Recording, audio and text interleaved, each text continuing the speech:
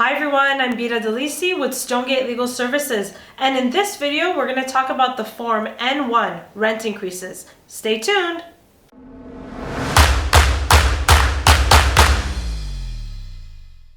A landlord or the landlord's legal representative can serve the Form N1 for a legal rent increase to a tenant. There are three important things to keep in mind whenever you're putting together an N1 rent increase form. So number one, you can serve an N1 form if at least 12 months have passed since the tenant has moved in or from the tenant's last rent increase. Number two, the landlord or the landlord's legal representative must provide 90 days notice in writing of any rent increase. And number three, all rent increases must be as per the board guideline. Any rent increases over and above the Landlord and Tenant Board's guideline must have the Landlord and Tenant Board approval. The most important thing you want to keep in mind whenever you're putting together any legal notice, especially the N1 form for the rent increase, is that the information laid out in that notice is correct.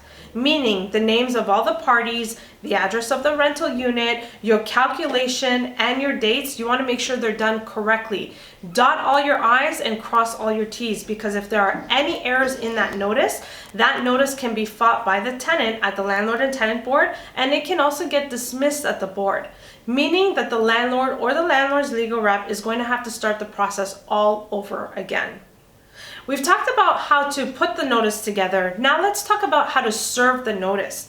The Landlord and Tenant Board has their own approved methods of service. So number one, I want to just state off the bat is that emails, text messages, taking a picture and sending it through SMS or WhatsApp is not an acceptable method of service by the board. Meaning that if you're serving your tenants a notice of rent increase via taking a picture of it or sending it via email, it can be deemed void at the board. So here are a few acceptable methods of service recognized by the Landlord and Tenant Board. So number one, you can serve it in person. You can slide it under the door or through a mail slot.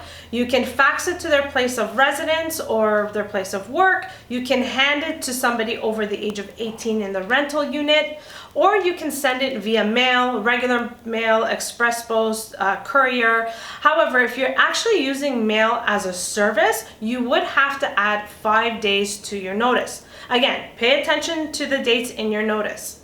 A couple of weeks prior to when your notice of rent increase is supposed to take in effect, I always send a friendly reminder to our own tenants, letting them know that on the 1st of the month, your new rent increase is going to kick in this amount. Please remember the rent increase. Now, for those landlords who also want the tenant to top up their last month's rent, you should also include that in your reminder, just letting the tenant know that your rent increase will take an effect on this date. And we also request that you top up your last month's rent. I hope you found this video informative. If you have any questions regarding an N1 form, call us first.